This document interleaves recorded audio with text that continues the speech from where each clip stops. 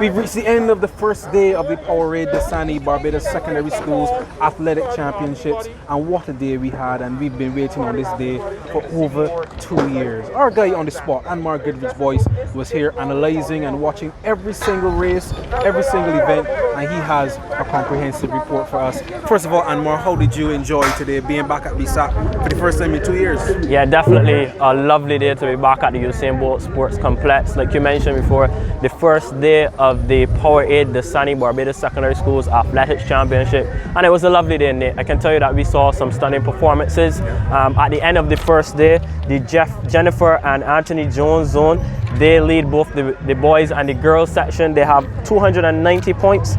In the female section, they're followed by the Peter Vaughan zone, have 193 points, while the Jeffrey Burt zone have 177. In the male section now, the Jennifer and Anthony Jones zone, they have 292.50 points, while the Peter Vaughan zone have 196 points, while the Jeffrey Burt zone, they have 179.50 points. So that's a bit of analysis on how the day's performances went in terms of the point section so far.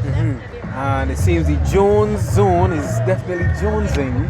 I'm sure someone in the Jones zone made the Carifta standard in the shot put. Who was that? Yeah, I'll tell you a bit about her, Nate. She is Shalani Augustine. She definitely started the show today, becoming the 11th local athlete to reach the qualifying standards for Carifta. She is a 15-year-old Commermere School student representing, as you mentioned, the Jennifer and Anthony Jones zone.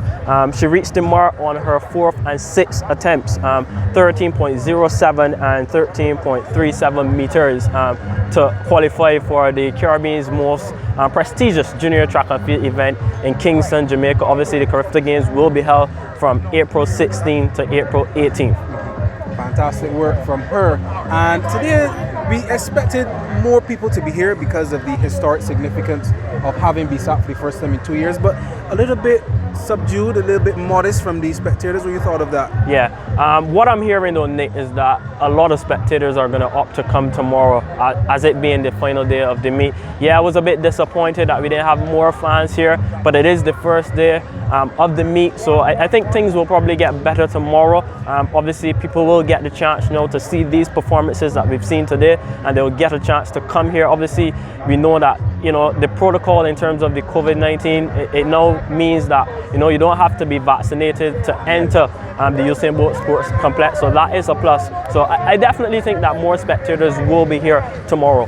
So you think with more fans here and with more fanfare that we should be able to get better performances on the track? Yeah, well, like I mentioned before, we had some good ones today. Katie Rock, she won gold on the 17 girls 400 meter, 59.45 seconds. Obviously, she would have been hoping to qualify for Carifta in that meet. She's been consistent for the entire season, definitely knocking on the door. We've seen performances from Alika Yearwood. She triumphed on the 17 girls 100 meter hurdles. She won in 16.21 seconds, and the title of the fastest schoolgirl, this is a big talking point whenever we talk about BSSAC, whenever we talk about local athletics on the junior scene.